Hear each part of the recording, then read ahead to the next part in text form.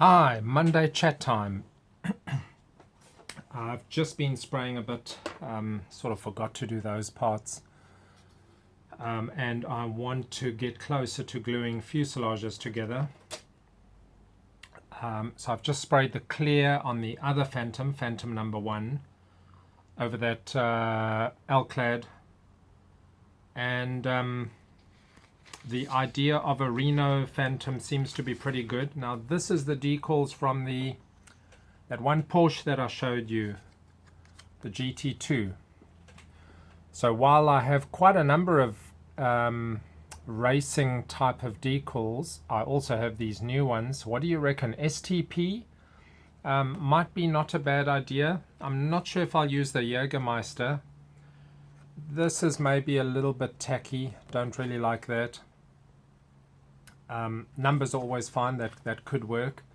So I've got a whole bunch of stuff, got a lot of sponsor stickers inside, but I was just showing, you know, there's lots of options here. And as I said, that GT2, I don't particularly need all of these decals, or that I specifically even want to do that particular scheme.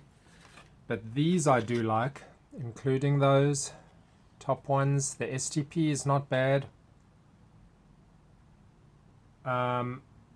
Those little ones are actually quite nice. So anyway, I think we are heading towards quite a lively blue scheme on that one, with a lot of race sponsor decals. And someone suggested some green highlight or outer panels on the wings, and I think I sort of like it. I'm thinking of this type of green rather than that type of green. Okay, so one of the things that I said in an earlier video was that on the intakes you have this blank off, which is really not good looking, because your view is right there, and you know, that's such a short distance, you're immediately just looking into blank off. So I've opened one of them. Now of course there's nothing in there, and I will need to make at least some sort of visual impression of the intake of the engines. I don't need to go to town on that. The problem with the exhaust view, if you open if you deepen it, is you run into this. But I think the exhausts are okay. You know, I've cut off that fan outlet section, and I can put it in a little bit deeper. We'll see, but that's okay. But look, this isn't going to look anything close to the 1/32, but at least it'll be open. I ran into an interesting thing on the wing. So I've glued the other wing together, and this one I've glued one side. And when I was gluing one of the sides, as I was putting it on, because it fits pretty well, but as I put it on, I noticed that the leading edge was standing up like that. And not too much, and you could put a bit of pressure on it, and if you didn't pay attention, you could end up gluing it, forcing it. But what was actually happening was that these ejector pin marks right there, and there are normally flat, like they are here, but on one of them, you know, sometimes the ejector pin actually leaves a little bit of a column of plastic. In this case, it was about 2 millimeters worth. So that you could still glue it if you hadn't realized it, or if you'd already put your glue on and started pressing it, and then you'd have one wing with quite a enhanced camber. So just beware of those ejector pin and problem areas on internal area where you think, oh, that's all fine, we don't need to worry about that, but actually it could affect where it touches the top surface there. Anyway, I've been gluing them on. This will be the last panel. But now, you know, Hasegawa is nice. One likes to think they're actually pretty good, but here's an example of just a plain outright failure to just think reasonably. You see that join there? Now it's nice that they put it there so that you get a nice flat trailing edge, and you don't have a joint right on there, but there is already a line there, so there's already a panel line on the flap, and they didn't use that. So now you have a joint line and the panel line, and if you're going to sand that, you lose your panel line. So they sort of, they could have so easily just made it fit on that line exactly. That's just an example of thinking of companies that are just top notch or not quite. Now granted, this is older, but still, if you're designing a kit and you think, well, okay, we just need to take it off on there, and you just draw a line instead of thinking where would be the best place for a line, that sort of does indicate not the brightest of design decisions. That'll go on. I've also been just doing a little bit of sanding on this one motorbike, because this chrome doesn't come off with the normal method. This is almost just like a plastic chrome, so I have to end up sanding it, and it's really annoying to try and sort of sand into all of those recesses. I have to paint this so that, remember, my one of these phantoms is getting undercarriage down. I have to paint into there, but this is one thing that still gets me a little bit, is spraying into an area where you're going to get blowback. So I know you must drop your pressure, but still, I don't find it the easiest thing to actually spray. Obviously you have to spray in at angles and that, and I'll try and do my best here. But that flow doesn't always want to go into all the corners.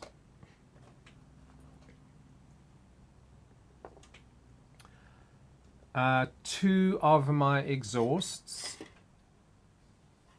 tailpipes, a brighter one and a more steel looking one, onto which I did the blue. I just did a blue effect with a clear blue. But an interesting thing happened which I want to speak about. So on that one I got quite a nice effect, I think. It's just, you can see it's blue, but it's not too much. This one is almost a little bit too blue, but it'll work on this blue, on the blue Phantom, although I am still going to put a little bit of browning. But what happened here is, so onto the L-clad I then sprayed that acrylic floor wax, and then when I thinned this clear blue with the X20 Tamiya thinner, when I came to spray it, that surface with the acrylic floor wax is so smooth and shiny that even though I was angling my airbrush at a particular area to only catch this bottom edge a little bit, the next thing I saw, it was just sort of evenly everywhere. So that thinner was sort of just touching the surface, and because it was so slippery, it just went everywhere. So I was getting a thin blue film, even though that isn't where I was pointing my airbrush. Now that would be one of the differences between using a floor wax and, for instance, the L-clad clear coat. The L-clad clear coat won't be as smooth, and you can actually feel it. The floor wax is a very smooth, which is why we use it, because it does give such a nice finish. That's why you can also do your canopies after sanding them. That last spray with the floor wax can get them right back to a very nice high gloss. So sometimes knowing the difference between doing a gloss with one thing and a gloss with a floor wax, and I don't spray that much onto my final layer of clear. And the reason why I did this, by the way, is that if you spray with another thinner onto L-clad, which is uncoated, you do get to affect that metal surface. It's not so nice anymore, not by a long shot. So you do need, at the least, the L-clad clear. In this case, I think I've gotten away with it to a degree. It's got a little bit too blue, but it's okay. It's not the worst. Things could have turned out a little bit differently. I think that's all that I had to say about the Phantoms. So I'm working on those cockpits. Once the cockpits are ready, and I've cut out the other one, so that's cut out.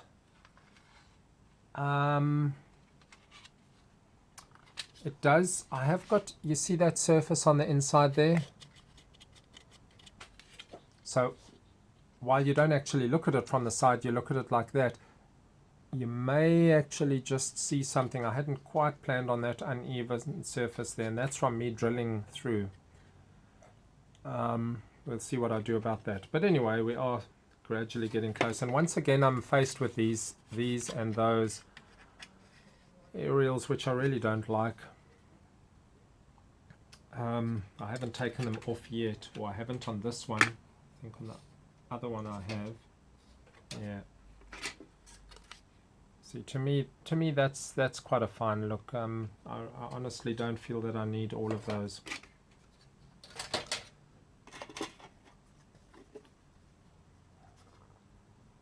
Now it is interesting that Hasegawa still had raised panel lines, even with these kits. Now there was two comments which I can quickly talk about a little bit. One was, and I don't know how true this is, they were just saying, why do YouTubers not finish models that often? So, you know, I don't finish them because I'm working on so many at a time that I sort of set myself into automatic delay mode, because every time I'm doing something else, the item that could have been progressing is not progressing. So while I'm still technically working on all of my models, the number of completed models per time period, like per month, I mean, at this stage I'm barely making one a month completion, and some of them so far this year are only small ones.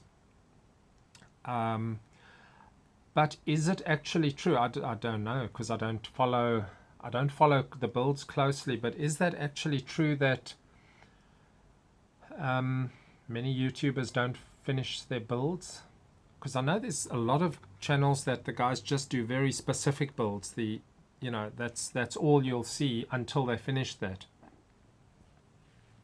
So yeah, be interesting to know a little bit more about that. And then an interesting comment. The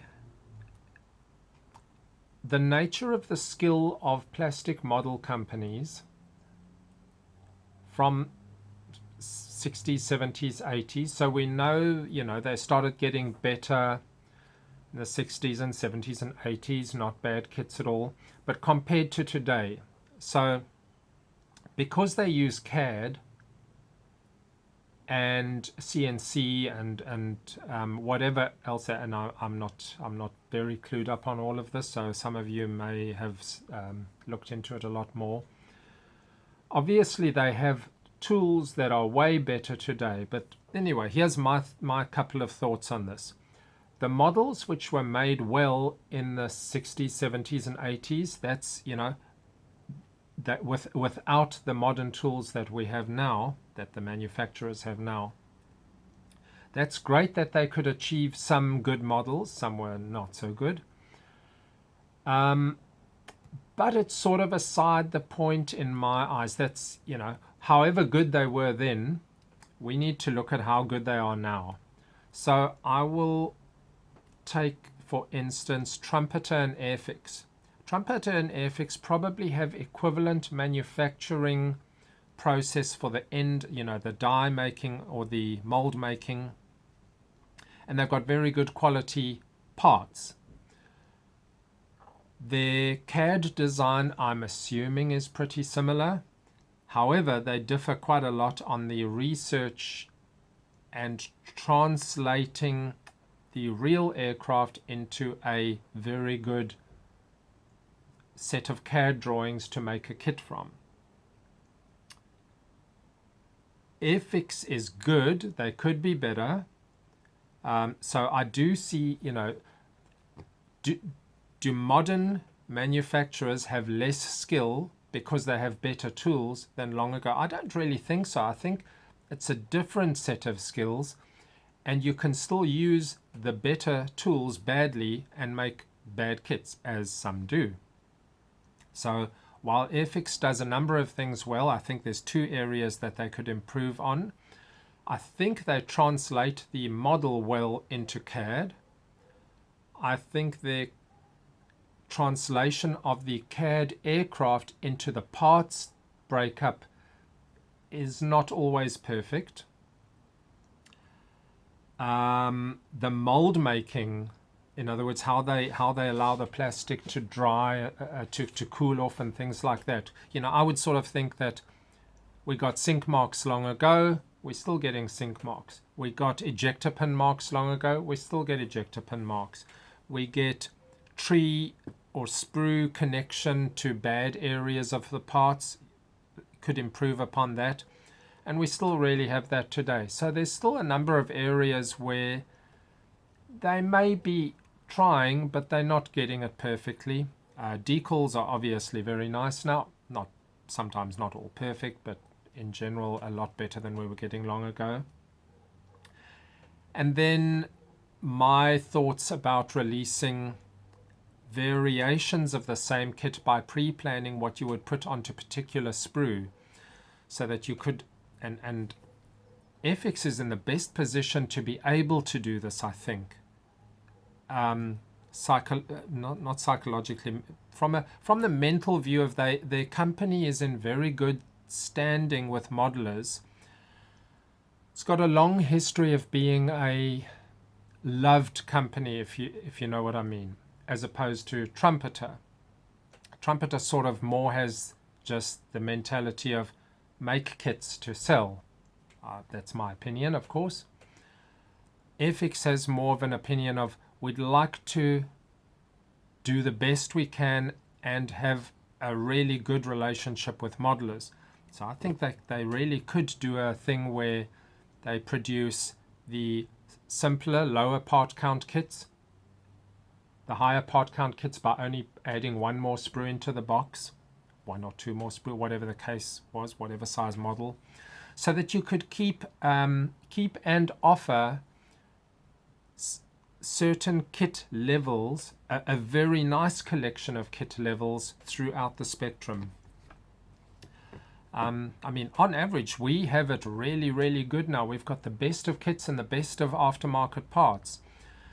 We probably have too much offering, because long ago in the 80s, you just had whatever, you know, I guess decals was the one thing where you could buy an aftermarket thing, but everybody bought the same kit, the same categories of kits, because that's what was available. There wasn't a trillion bits of aftermarket. Now we have so much that you almost feel like you're losing out if you're not buying all of these extras. What? Oh, you're only building the base kit? You're not buying all these extra things? Okay, well, your model's not going to be as good, is it? I think there's a lot of that sort of trap of thinking. The decals is also, you know, I don't like when you have to start funding your model twice and three times over just because of the extras. In fact, I don't even want to fund it 1.5 times over. If you have a bit less quality by just using the kit parts, then I'm okay with that generally. I mean, photo etch flaps certainly make a big difference on some aircraft, and I'm open to looking at the cost. Sometimes the big ed sets are not too badly priced, and you can get a nice photo etch kit for not too bad a price. I think there was also a little bit of talk on Eduard. Eduard is also really, really up there. I just don't know how much of a relationship they have with their fan base. But I sort of feel like Eduard would be heading towards the category of AIX with the best offerings, the best quality, that sort of thing. And so back to the parts, I think that you can allow yourself to take a path through model building where you are just buying the kits as you did in the whenever you were buying them, 60s, 70s, 80s, 90s. You unfortunately, you know that all of these staggering number of extras are available, but you can just ignore it. It doesn't matter. You can choose a path through the hobby by building just the kits. I'm sort of, I guess, 80 to 90% there. I have some photo etch and here and there a couple of extras as may come along with a model or whatever. But I like to I'll rather do variations within what I've got than go and buy a whole lot of aftermarket stuff. Someone was also saying, once it's on the shelf, once you finished it and it's on display, it's sort of like, that's it, it's over. You've put in all the work, and I certainly do feel like that. Once it's in the cabinet, might as well not be there in a sense because you're so busy with what's on the workbench. I like them when they're on the workbench. Maybe that's another reason that I don't complete, but I don't do that purposefully. I don't keep things on the workbench purposefully just because I don't want them to actually end up being finished. But it certainly is true that, once it's over, okay, well, that particular project is to a degree over, although when you do multiples of the same thing, then it's not really over. My Harvards are certainly in that category. By the way, someone asked about Reno Harvards. Yep, my Reno Harvards will certainly be en route at some point. Can't say when. So I'll have Reno Phantom, Reno Mustangs, Reno Harvards. Quite like that idea. And I don't know what we're going to call them now anymore. They're moving Reno, obviously, because they had their last races this past year. But yet that word Reno is so embedded and it's so easy to say. It'll be interesting to see how they handle. I almost think they should still call it the Reno races, even though they're not in Reno. But we'll see what happens with that. But I'll just call them my Reno races. Okay, that's it for today. Happy modeling. Cheers.